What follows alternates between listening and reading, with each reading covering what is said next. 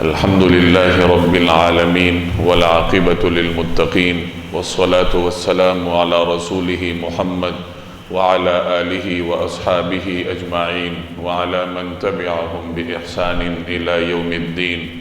أما بعد فأعوذ بالله من الشيطان الرجيم. بسم الله الرحمن الرحيم. يا أيها الذين آمنوا كتب عليكم الصيام كما كتب على الذين من قبلكم لعلكم تتقون. وفي رواية كان رسول الله صلى الله عليه وسلم أجود الناس وكان أجود ما يكون في رمضان حين يلقاه جبريل وكان يلقاه في كل ليلة من رمضان فيدارسه القرآن فلرسول الله صلى الله عليه وسلم أجود بالخير من الريح المرسلة أو كما قال. صدق الله العظيم وصدق رسوله النبی الکریم. بزرگان محترم اور میرے عزیز دوستوں اور بھائیوں، نماز اور روزہ ایسی عبادات ہیں کہ ان کی تاریخ اس کائنات میں اتنی ہی قدیم ہے جتنی قدیم اس کائنات میں انسان کی اپنی تاریخ ہے. یعنی جب سے انسان اس روئے زمین پر موجود ہے اسی وقت سے وہ اللہ جل جلالہ کے حضور نماز بھی پڑھتا آ رہا ہے اور اللہ کے حکم پر روزہ بھی رکھتا آ رہا ہے. ہر زمانے کے انسانوں نے اللہ کی رضامندی کے لیے روزے رکھے ہیں.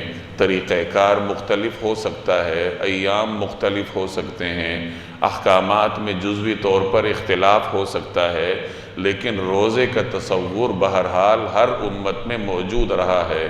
اسی طرف اس آیت میں اللہ نے اشارہ فرمایا کہ کتب علیکم الصیام، تمہارے اوپر روزے فرض کیے گئے ہیں، کما کتب علی الذین من قبلکم، جیسے کہ تم سے پچھلے لوگوں پر فرض تھے. یعنی ہمیں یہ بتا دیا گیا کہ روزے کی فرضیت میں تم منفرد نہیں ہو. تم روزے صرف تم ہی نہیں رکھتے، بلکہ تم سے پہلے اس کائنات میں جو انسان تھے وہ اللہ کے حکم پر روزے رکھا کرتے تھے. اور روزہ رکھنے کا مقصد کیا ہے؟ تو اس کا مقصد بھی اللہ نے اس آیت کے آخر میں بیان فرمایا، لعلکم تتقون، تاکہ تم پرہیزگار بنو.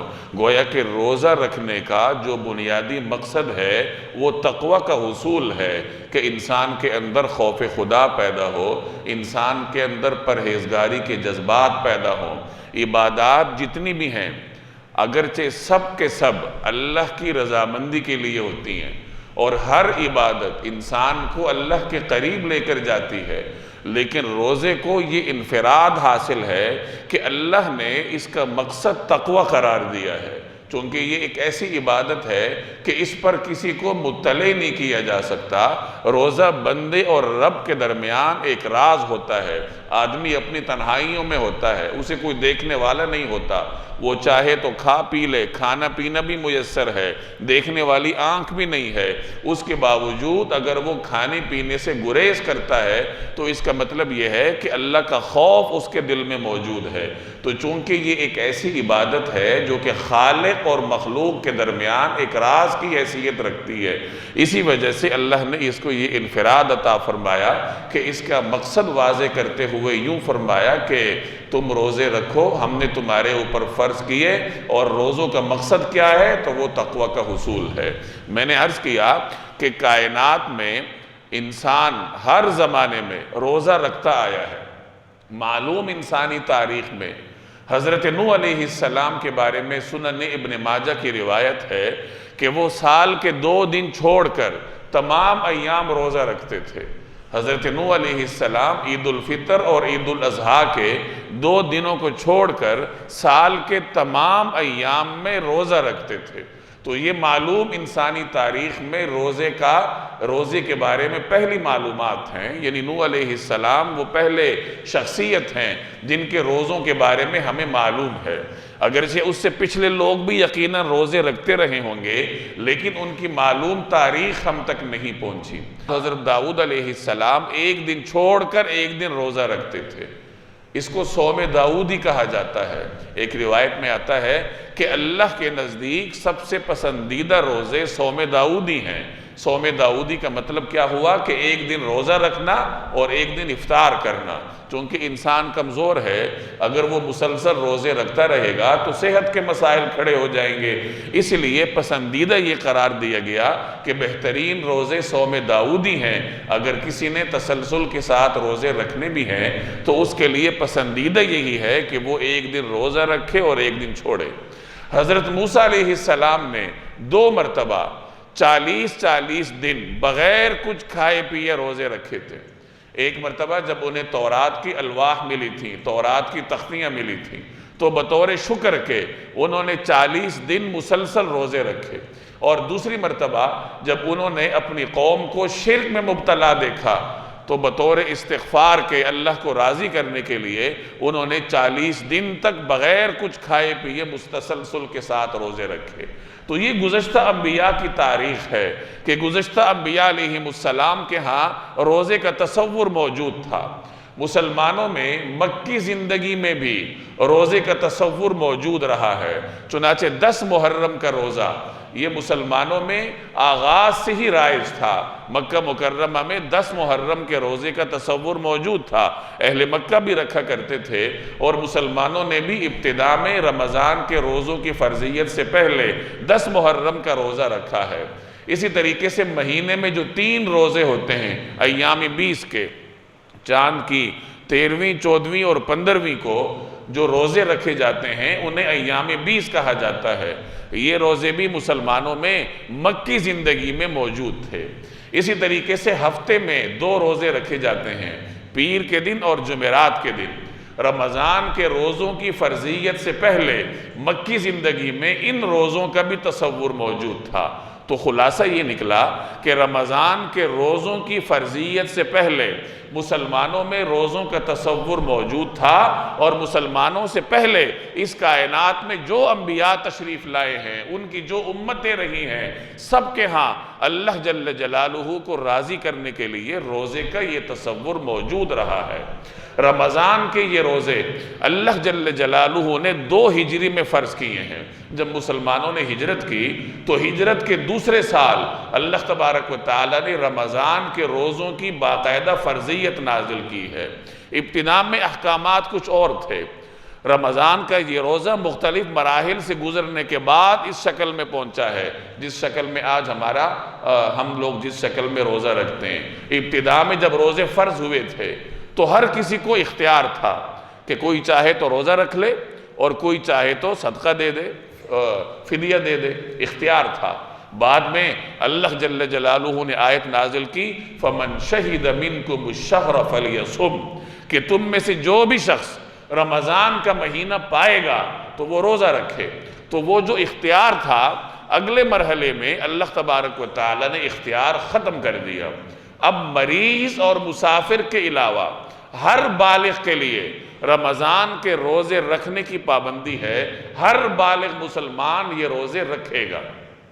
اسی طریقے سے ابتدا میں ایک قانون یہ تھا کہ اگر کوئی شخص شام کو سو جائے تو سونے کے بعد اب اس کے لیے کھانا پینا ممنوع ہو جایا کرتا تھا۔ اسی طریقے سے عشاء کی نماز کے بعد کھانا پینا ممنوع ہو جایا کرتا تھا۔ چنانچہ کئی ایسے واقعات ہوئے جب صحابہ کرام کو سخت دشواری کا سامنا کرنا پڑا۔ ایک صحابی کے بارے میں آتا ہے کہ وہ محنت مزدوری کرتے تھے، روزے کے عالم میں تھے، کام پر گئے ہوئے تھے، واپس آئے، اب شام کا وقت ہے، افطاری کا وقت قریب ہے، تو اہلیہ افطار تیار کر رہی ہیں اور یہ صحابی تھکے ہوئے تھے، تو جیسے ہی ان کی کمر بستر کے ساتھ لگی تو نیند آ گئی، سو گئے۔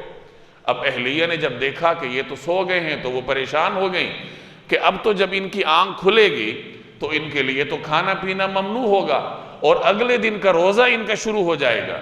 اسی طریقے سے کئی ایسے واقعات ہوئے جب صحابہ کرام کو سخت مشقت کا سامنا کرنا پڑا۔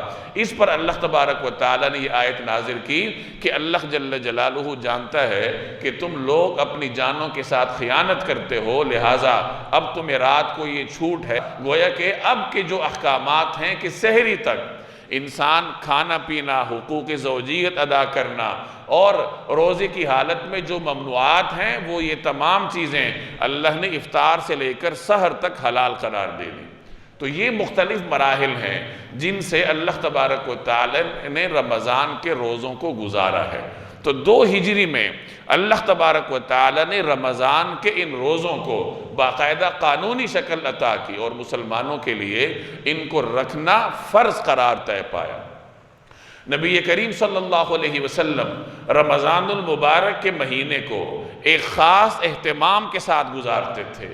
سمجھ لیجئے کہ رمضان میں 2 قسم کی برکتیں مسلمان کی طرف متوجہ ہوتی ہیں۔ ایک تو رمضان کے اپنے مہینے کی برکات ہیں، یہ مہینہ بذات خود ایک بابرکت ہے، یہ موسم ہی برکتوں والا ہے۔ اور دوسرے نمبر پر اس رمضان کے مہینے میں جب مسلمان روزہ رکھتا ہے تو اسے روزہ رکھنے کی بھی برکات حاصل ہوتی ہیں۔ تو اس طریقے سے مسلمان مکمل طور پر اللہ تبارک و تعالیٰ کی رحمتوں اور برکتوں کے سائے میں ہوتا ہے۔ انہی برکتوں کی وجہ تھی کہ نبی کریم صلی اللہ علیہ وسلم اس مہینے کو خاص طریقے سے ایک خاص اہتمام کے ساتھ گزارا کرتے تھے، اور رمضان سے پہلے ہی آپ صلی اللہ علیہ وسلم صحابہ کرام کو رمضان کی طرف متوجہ فرمایا کرتے تھے۔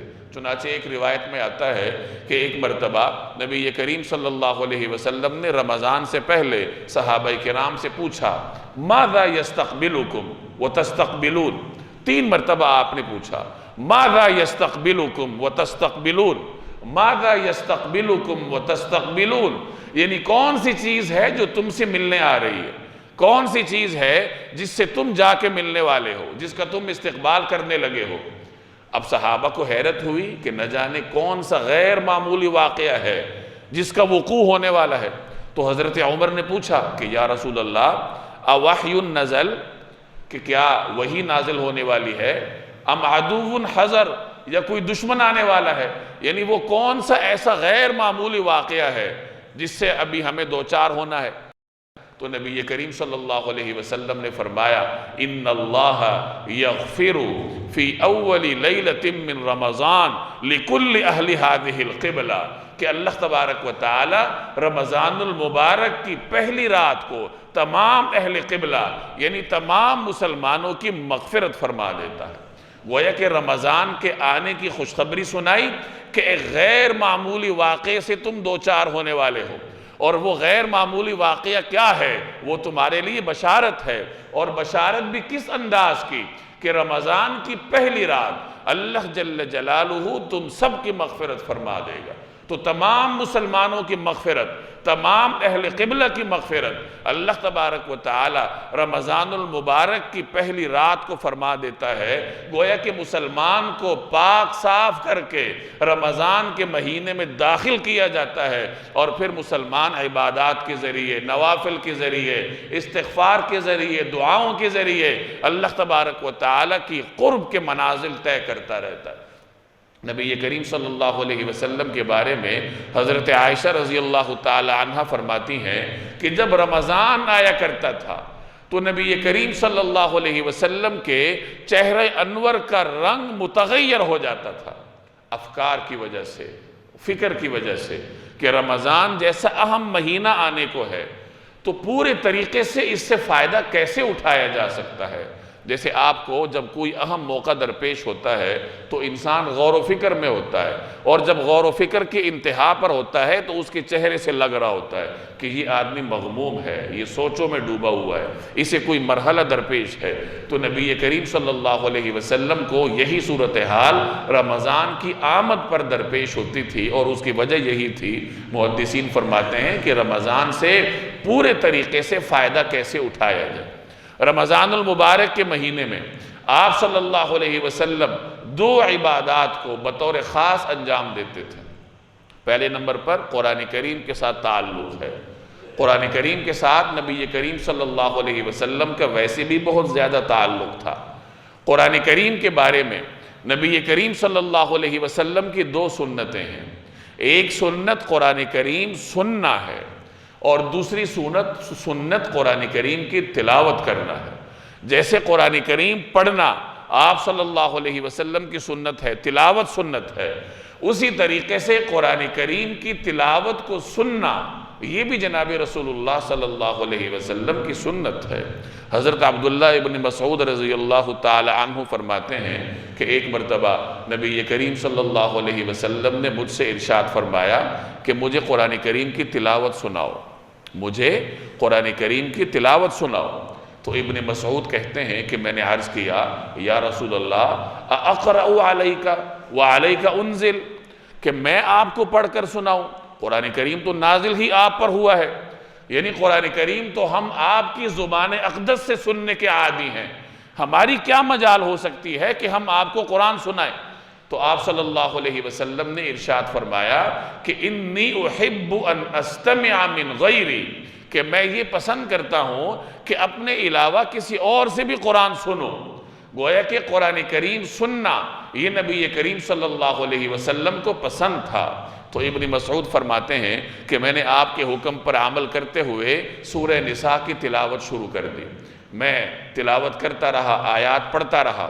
جب میں اس آیت پر پہنچا فَكَيْفَ إِذَا جِئْنَا مِن كُلِّ أُمَّةٍ بِشَهِيدٍ وَجِئْنَا بِكَ عَلَى هَؤُلَاءِ شَهِيدًا، کہ وہ کیسا منظر ہوگا جب ہم ہر امت پر ایک گواہ کو کھڑا کریں گے اور ہم آپ کو ان سب پر گواہ بنائیں گے۔ تو جب میں نے یہ آیت پڑھی تو نبی کریم صلی اللہ علیہ وسلم نے فرمایا کہ بس بس کافی ہے۔ ابن مسعود کہتے ہیں کہ میں نے جب نظر اٹھا کے دیکھا تو میں نے دیکھا کہ نبی کریم صلی اللہ علیہ وسلم کی دونوں چشمان مبارک سے آنکھوں سے آنسو رواں تھے۔ تو یہ جناب رسول اللہ صلی اللہ علیہ وسلم کا انداز تھا کہ آپ تلاوت قرآن سنتے تھے، رغبت کے ساتھ سنتے تھے، اور اس تلاوت کا نبی کریم صلی اللہ علیہ وسلم کے قلب اطہر پر یہ اثر ہوتا تھا۔ تو معلوم ہوا کہ قرآن کریم کی تلاوت جس طریقے سے سنت ہے، اسی طریقے سے قرآن کریم کی تلاوت کو سننا بھی سنت ہے۔ قرآن کی تلاوت سننا کوئی معمولی بات نہیں ہے۔ ایک روایت میں آتا ہے نبی کریم صلی اللہ علیہ وسلم کے فرمان کا مفہوم ہے کہ قرآن کریم کی ایک آیت کی تلاوت کو سننا یہ تمہارے لیے ایک پہاڑ کے برابر صدقہ کرنے سے زیادہ افضل ہے۔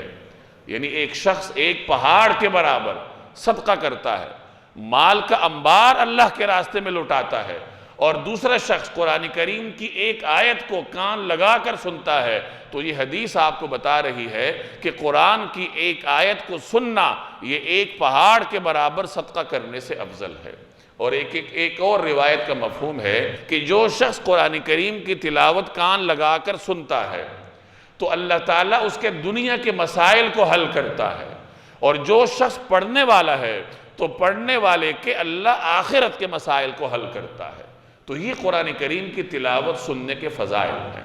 تو بہرحال خلاصہ یہ نکلا کہ قرآن کریم کی تلاوت سننا یہ ایک مستقل عبادت ہے، اور قرآن کریم کی تلاوت کرنا یہ تو ظاہر ہے کہ ایک عبادت ہے، سب اس کو جانتے ہیں کہ ایک حرف کے بدلے میں اللہ جل جلالہ 10 نیکیاں عطا کرتے ہیں۔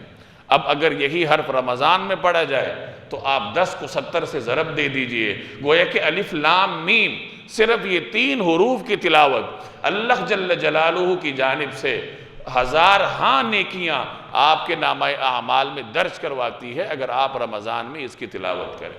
نبی کریم صلی اللہ علیہ وسلم کے بارے میں آتا ہے کہ آپ رمضان المبارک میں حضرت جبریل کے ساتھ قرآن کریم کا دور کیا کرتے تھے۔ وَكَانَ يَلْقَاهُ فِي كُلِّ لَيْلَةٍ مِّن رَمَضَانَ، کہ حضرت جبریل رمضان کی ہر رات میں نبی کریم صلی اللہ علیہ وسلم کی خدمت میں حاضر ہوتے تھے۔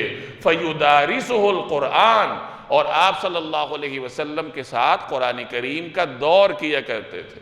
دور کا مطلب ایک دوسرے کو سنانا، جیسے آپ دیکھتے ہیں کہ حفاظ بچے ایک دوسرے کو سنا رہے ہوتے ہیں تو یہ دور کہلاتا ہے۔ تو رسول اللہ صلی اللہ علیہ وسلم حضرت جبریل کے ساتھ قرآن کریم کا دور کیا کرتے تھے۔ تو یہ وہ منفرد عبادت ہے جو نبی کریم صلی اللہ علیہ وسلم رمضان المبارک میں انجام دیا کرتے تھے، یعنی قرآن کریم کے ساتھ اپنا تعلق رمضان میں بڑھانا، یہ نبی کریم صلی اللہ علیہ وسلم کی سنت ہے۔ اور دوسری منفرد عبادت جو آپ صلی اللہ علیہ وسلم رمضان میں انجام دیا کرتے تھے وہ سخاوت ہے۔ ویسے تو آپ صلی اللہ علیہ وسلم کی سخاوت ہر وقت جاری رہتی تھی، حضرت عقبہ بن حارث کہتے ہیں کہ ایک مرتبہ نبی کریم صلی اللہ علیہ وسلم نے ہمیں عصر کی نماز پڑھائی اور نماز پڑھاتے ہی گھر تشریف لے گئے۔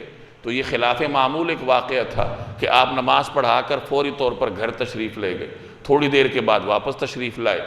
تو صحابہ نے پوچھا ہوگا، تو آپ صلی اللہ علیہ وسلم نے فرمایا کہ میرے گھر میں سونے کی ایک ڈلی رہ گئی تھی، تو مجھے یہ گوارا نہ ہوا کہ سونے کی اس ڈلی کو میرے گھر میں رات گزرے، یعنی میرے گھر میں مال رات گزارے، یہ مجھے گوارا نہ ہوا، اس لیے میں ابھی گیا ہوں اور اللہ کے راستے میں صدقہ کر کے آیا۔ تو یہ آپ کا انداز تھا کہ جو کچھ آپ کے پاس ہوتا اللہ کے راستے میں خرچ کر دیتے، مساکین کی مدد کرتے کرتے آپ صلی اللہ علیہ وسلم مقروض ہو جایا کرتے تھے۔ یعنی اگر کوئی سوال کرنے والا آیا ہے، اس وقت کچھ دینے کے لیے موجود نہیں ہے، تو آپ صلی اللہ علیہ وسلم اس سے ارشاد فرماتے کہ فلاں سے لے کر اپنا مسئلہ حل کر لو اور اس کو میں دے دوں گا۔ قرض لے کر آپ صلی اللہ علیہ وسلم مساکین کی مدد کرتے تھے۔ یہ تو آپ کا عمومی طرز عمل تھا، اور رمضان میں آپ کی سخاوت دو چند ہو جایا کرتی تھی، کئی گنا بڑھ جایا کرتی تھی۔ چنانچہ آج جو ہم نے روایت پڑھی ہے اس میں یہی ارشاد فرمایا گیا کہ وَكَانَ أَجْوَدَ النَّاسِ، كَانَ رسول اللہ صلی اللہ علیہ وسلم أَجْوَدَ النَّاسِ، کہ آپ صلی اللہ علیہ وسلم لوگوں میں سب سے زیادہ سخی تھے۔ وَكَانَ أَجْوَدَ مَا يَكُونُ فِي رَمَضَانِ حِينَ يَلْقَاهُ جِبْرِيلُ، اور رمضان میں جب جبریل کی آپ سے ملاقات ہوا کرتی تھی تو ان دنوں میں آپ صلی اللہ علیہ وسلم کی سخاوت بڑھ جایا کرتی تھی۔ اور اسی روایت کے آخر میں آتا ہے فَلَرَسُولُ اللَّهِ صلی اللہ علیہ وسلم أَجْوَدُ بِالْخَيْرِ مِنَ الرِّيحِ الْمُرْسَلَةِ، کہ آپ صلی اللہ علیہ وسلم کی سخاوت یہ چلتی ہوئی تیز ہوا سے بھی زیادہ عام تھی۔ جیسے تیز ہوا چلتی ہے اس سے ہر آدمی مستفید ہوتا ہے، امیر غریب چھوٹا بڑا، ہر ایک کو اس ہوا سے فائدہ ہوتا ہے۔ اسی طریقے سے جناب رسول اللہ صلی اللہ علیہ وسلم کی سخاوت سے لوگوں کو فائدہ ہوا کرتا تھا۔ تو خلاصہ یہ نکلا کہ رمضان المبارک میں دو قسم کی عبادات یہ ہمارے لیے نبی کریم صلی اللہ علیہ وسلم کا اسوہ حسنہ ہے۔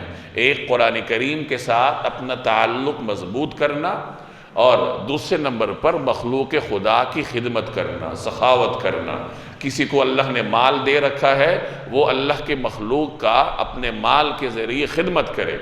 اگر کسی کے پاس مال نہیں ہے تو جتنا اس کو اللہ نے دیا ہے، جتنا اس سے ہو سکے اللہ کے راستے میں خرچ کرے اور اپنی خدمات کو استعمال کرے۔ نوجوان ہیں، اللہ نے انہیں توانائیاں دے رکھی ہیں، تو وہ اپنی سروسز کے ذریعے، بھاگ دوڑ کے ذریعے، اپنی خدمات کے ذریعے اللہ کی مخلوق کی خدمت کر سکتے ہیں۔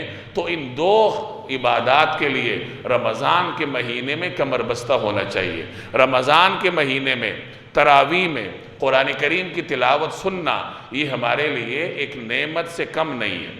نبی کریم صلی اللہ علیہ وسلم کا فرمان ہے کہ رمضان کے دنوں میں اللہ نے روزہ تم پر فرض کیا ہے، اور رمضان کی راتوں میں قیام کرنا یہ میں نے تمہارے لیے بطور سنت کے چھوڑا ہے۔